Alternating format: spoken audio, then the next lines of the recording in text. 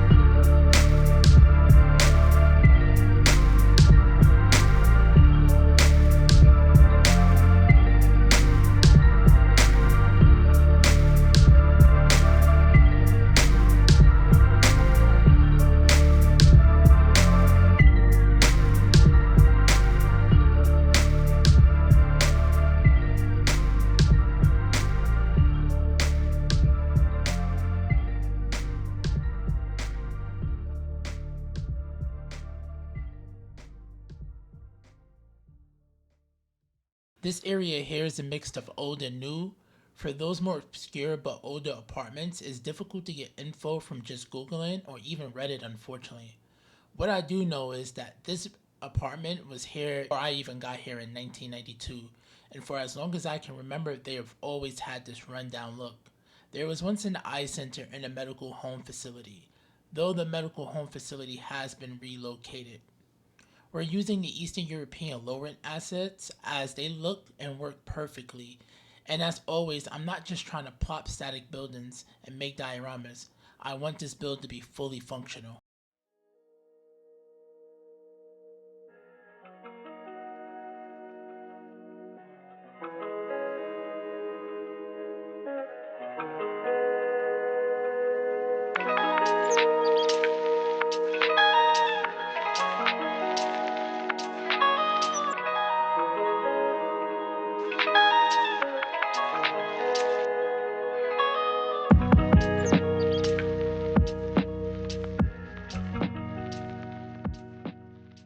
Now, we're moving on to this apartment complex that sits on 1490 Dumont. It's an 8-story green and energy efficient building. It provides 176 units of low income apartments. 36 of these units are set aside for formerly homeless. with services provided by CAMBA, a Brooklyn-based nonprofit. Please check the links in the description as always.